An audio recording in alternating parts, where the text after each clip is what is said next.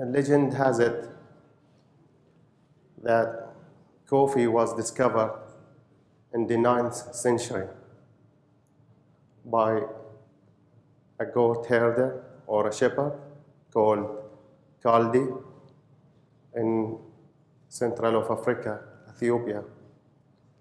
And this fascinates me, and I keep reading about it.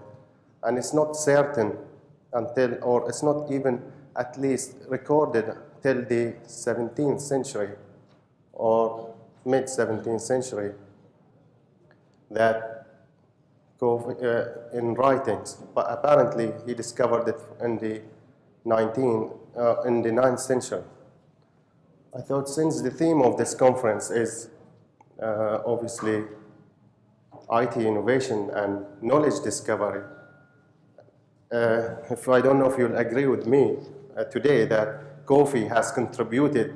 I mean, I don't need to measure it in any mean, but it's really contributed greatly in culture, agriculture, and on all aspects, economical, scientific. Actually, I've written a quote here, or quoted Albert Einstein. I've just Googled it now, thanks to the machines we have on our phones. A mathematician is a device. A mathematician is a device for turning coffee into theorems. Well, theorems is theories. So the mathematician is the device, and the coffee is the actual substance that will make him think and produce this knowledge and theories. Well, we'll travel very fast, obviously, today with the technology. And it could take us to dark places, like now. And then if you just press the right button, we'll just go there. I don't know what just happened now. I think this is proposed by Pranav in 2009. And there's an amazing, actually, talk on TED. I would recommend that you see it. It includes the future, the sci-fi of accessing information. According to him, Pranav, he says that we humans have, we are obsessed about data and recording it and stuff and that, but what we need is to access this information. We don't want to hang into our devices all the time, only because we want to access that information and make that information give us, maybe that information would give us the sixth sense, knowing that certain information could make your decision better and obviously make you win or win. So he proposed or started a project by eliminating the classical access for information on device by using light, camera, and his fingertips. And this is actually where technology is going. Slowly, we are gonna let go of our device. I believe we are already getting bored of the phone and its size, but we don't have any alternative or any choice. But soon, hopefully, the technology will emerge to introduce for us a camera, a microphone we can wear, and then with the power of light and projection, we can access, and we just, with the hand movements or gestures, we can take photos, and it will be saved in the cloud, and so on. So I wouldn't be talking too much about this technology today. It's just, I'll bring in few more concepts of the future. I don't want to be a futurist, but it is, again, we keep, yeah. This is another concept I thought worth mentioning today. Since yesterday, I've noticed that many of the presenters talking about the big data and the huge amount of data. And it crossed my mind that I've read somewhere recently that theoretically it is possible to save data into a glass of water or a drop of water. And is this possible? So I, again, searched, and apparently, well, I keep pressing too hard. Yeah. Saving data in water theoretically is possible, according to Saint Nasser, I believe, his name, yeah. Again, 2009. He proposed a theory, or he did the math for calculating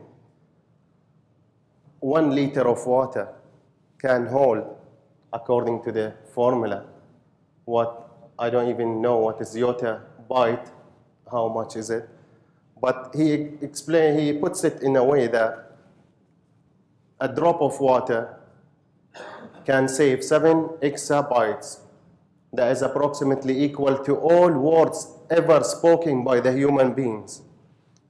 And this is another thing that keeps me thinking, whether have anything not been already discussed through the centuries and cultures. I believe that most of the ideas are already being discussed before and maybe monitored or written in a book, but we don't know where is it. It's not lost, it's documented in somewhere, but we need just to access it somehow. So this concept fascinates me, and if it's true, if we can charge water with our data, that means a drop of water could save our day, or save our life, or save all our talks. If this is possible, then we can hide a drop of water in the cloud. We can use the